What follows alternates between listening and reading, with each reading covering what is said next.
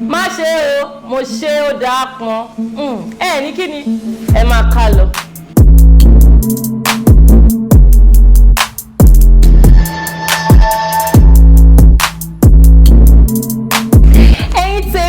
Ẹ káàbọ̀ sórí ètò Àṣàbí Talks. Orúkọ tèmi ni Àlàbí Yétúndé. Mo kí yín káàbọ̀.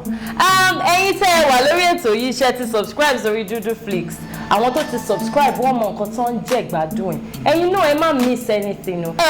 Àti Kúbúrà ni ẹ má yín mú. Alẹ́ bá subscribe ọ̀rọ̀ bẹ́ẹ̀nù mi tí mo fẹ́ bá yín sọ. Tẹ́ bá tún wá wò pé ìbúlẹ̀ tó lè ti reach out sí mi, mo wà lórí Instagram, ẹ wá mi lọ @dollarpikaofficial tàbí @Àṣàbí Talks. Mo wà ń bẹ̀ o,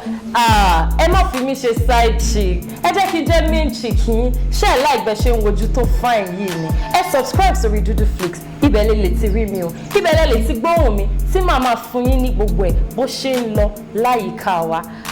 Lónìí kí ni mo fẹ́ sọ̀rọ̀ ń pa ẹ̀? Èèyàn kan bí mi pé Àṣàbí ṣé gbogbo nǹkan tó bá ṣẹlẹ̀ nínú past relationship mi ṣé òun ni kí n discuss pẹ̀lú ẹni tí mo ṣe ń fẹ́. Mo ní kàrí mọ́mọ́dọ̀ wo mo ṣe rí o ó dáa kan ẹbí mi pé báwo ló ṣe ṣẹlẹ̀ ó mà lọmọkùnrin kan tí mò ń fẹ́ ń gbà kan mo nífẹ̀ẹ́ tó bẹ́ẹ̀ gẹ́ mo bá wò pé kí mo fẹ́ fi bond pẹ̀lú ẹ kí la lè máa sọ àti tó bí mi àti tí wọn ò bí mi mo ṣáà ń rojọ́ mo ṣáà ń sọ gbogbo ẹ̀ mo sọ́ra mi di mọ́fìlọ̀ mi ń dá sí i mo bẹ̀rẹ̀ sí fún mo sọ́ra mi dè kéèbí dún àdúgbò gbogbo bí mi àti ex-boyfriend mi bá ṣe máa ń ṣe bí màá ṣe lọ lé wọn tí màá fọṣọ tí màá fa bọ́ gbogbo bá ṣe máa ń ṣe lórí ibùsùn gbogbo sacrifices tí mo ti ṣe ìgbà mo bùn lówó ìgbà mo yá lówó ìgbà mo ṣe gbogbo ẹ̀ àṣé mo tẹ́ra mi àṣé mo gbéra mi sórí orí field mo wá fúnra mi ṣe referee ìṣègò ìgbà tó yá tí relationship tuntun yẹn tó ta tí ń breed ẹ̀ tó ti ń lọ mo wá realize pé bọ̀bọ́ yẹn wá ń bá mi ta pẹ̀lú nǹkan tí mo ti bá sọ. ẹ mọ̀ pé nǹkan téèyàn bá ti gbọ́ rí òun ló máa ń disturb ọkàn gbogbo nǹkan tí mo ti sọ fún ló wá mú lò lẹ́yọ kọ̀ọ̀kan tí n bá rọ́kùnrin mo sọ fún gbà yẹn pé ex-boyfriend mi ó bínú sí mi torí mo ní ọ̀rẹ́ ọkùnrin mi ò dẹ̀ fẹ́ nìyẹn o kò gbọdọ̀ rí mi pẹ̀lú ọkùnrin a máa bínú ni why are you with this person why are you doing that why are you doing this. Nígbà tí mo wá délé wọn mo rò pé ẹni tá a ṣe ń fẹ́ má jẹ́ ń bẹ́ má jẹ́ ń kọjá yìí mi jẹ́ rọra jókòó bó ṣe pè mí sínú yàrá nìyẹn baby. Why are you not washing the plates with my sisters? We are doing party in our house. You are sitting down. Mo ti gbàgbé pé mo ti sọ fún rí pé mo ti fámọ́là kan. Mo ti fámọ́là rò níbi tí mo ti ń bọ̀. Ó ti fìyẹn ta sí mi o. Ó bá ní bọ́ tàkì lọ́mọ bá wọn rọ̀mọ̀là. Ẹ̀yin tèmi, mo rọ̀mọ̀là mo kéwé mo lọ dà sí dustbin gbogbo àyíká àwọn ọmọ gbá. Packaging dà ó ti tán. Ta ló bẹ̀ mí lọ́rọ̀ tí mo sọ? Ngbà ká tún wọnú yàrá náà ta fẹ́ ṣeré olólùfẹ́. Bó ṣe fẹ́ máa jì mí tó fẹ́ máa ṣe mí jìgbìn mo bá ní baby I don't like that you only what do you mean? Didn't you tell me the way ó tún dárúkọ yẹn the way he used to do you bá mi ṣeré ìnáwó kò ṣe kinní kan mo tún fèsì yẹn náà ẹjọ́ wọn ò bí mi kò kúkú bí mi kò sọ fún mi bóyá kí ló ń ṣẹlẹ̀ òun ò sọ nǹkan tó ń ṣẹlẹ̀ nínú relationship tiẹ̀ tó ti lọ fún mi o èmi mo mẹ́jọ tí mo kẹ́jọ́ rù so àwọn kọ́kọ́ wà ti jẹ́ pé ó máa die nínú wa ni forever there are some secrets that will die inside of you kò ṣe pé mo fi ṣèkà kò ṣe pé mi ò fẹ́ kẹ́ súnmọ́ lólùfẹ́ yín kò ṣe pé mo fẹ́ kẹ́ máa hide nǹkan but really kò ṣe gbogbo nǹkan lèèyàn ń sọ àwọn kọ́kọ́ wà tó jẹ́ key things tó yẹ kó o sọ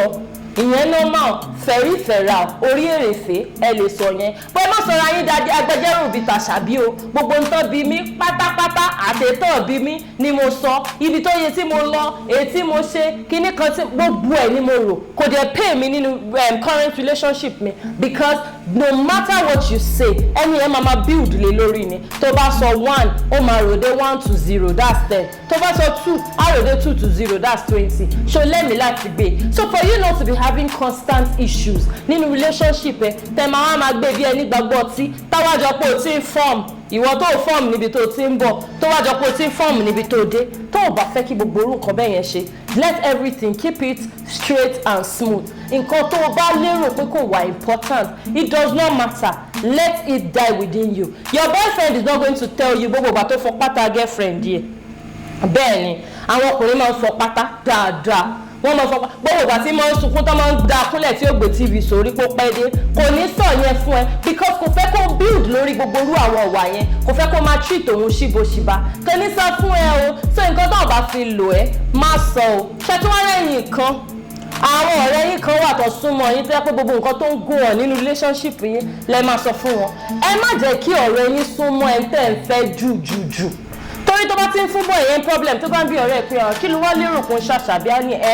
kò bá yín fọ boxers kò bá yín dáná àṣàbí tó yẹ pé kí ni ọjà kíní kan ló máa ti ń lọ bá wọn kíní kan ọ̀rẹ́ ẹ̀ náà lè lọ fuck her up. So there are some things you need to guide and guard very well nípa relationship ẹ má lọ bẹ́ẹ̀ scout sí o kò sẹ́ni tí ò like kó máa use èèyàn tó o bá ti ní pákéèjì àǹtí sẹ́límọ́ àní tẹ́ ẹ̀ bá ti ní pákéèjì wọ́n á lóyìn lóòyà ni táwọn náà bá tún lóyìn tán wọ́n á tún mú yín wọ́n á tún gbé yín jùlẹ̀ ẹ bá tún pàdé bọ̀dá tájù lẹ́bàá tí wọ́n gbọ́ ìgbà tí mò ń fẹ́ kéè fìyà jẹ mí mo máa ń fọṣọ lé àwọn mo tún wá fẹ́ TJ náà tún máa ní kí n dáná kí n gbálẹ̀ ṣé dìdìrín ni ọ́ ni dákùtà ń ránṣẹ́ tá ń bí ọ̀lẹ́jọ́ tó rò tó wá ń kàwé owó tó jẹ́ fùrọ̀ adìẹ ni tó sọ́ra rẹ̀ jẹ́ ẹni tí ń rojọ́ kiri kò sẹ́ni tó bí ọ́ package yourself. If they no ask you, no tell them. You hear? If they no ask you, no tell them. Just package yourself. Mi ò tún sọ pé kẹ́ ẹ fọ́ọ̀mù o ẹni sùúrù ẹ̀dẹ̀ jókòó dáadáa. Àǹtí mi ò sọ pé kẹ́ ẹ fọ́ọ̀mù o kò sí fọ́ọ̀mù níbẹ̀. Be yourself, be real, be original, be sweet, be nice, but don't be stupid. Don't be stupid, don't be ẹlẹ́jọ́ wẹ́wẹ́. It's not necessary. It won't work for you. Later. When you want to control it kò ní work o ẹlòmíì náà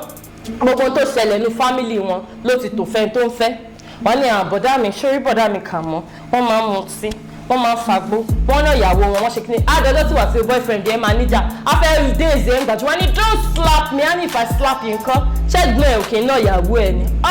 níta gbangba ó fi ọ́ pa God forgive you person I dey say he no says me aunty don't over talk uncle this is to both sides ẹ̀yin ọkùnrin náà àwọn obìnrin mi máa fẹ́ misuse opportunity wọ́n ní I love her let me just tell her about my past. Don't tell her about your past, tell her the important things. If it's not important, skip it. Ẹ̀yin tèmi mo lérò pé ti gbádùn mi lórí ètò lónìí yìí títí tí màá fi máa rí yín lórí ètò lọ́jọ́ mi ẹ jọ̀ọ́ ẹ má gbàgbé kẹ́ subscribe sórí Duduflix. Ẹ̀yin tèmi ìbàjẹ́ pé ẹ subscribe sórí Duduflix ṣe bẹ́ẹ̀ bá máa gbádùn mi lọ́sẹ̀ọ̀sẹ̀ mi ìbá máa mú wá fún yín nípele ẹ bá máa rójú tó gún régé yìí ní gbogbo ìgbà àǹtí Kúbúrà ni ẹ mọ̀ yìí mú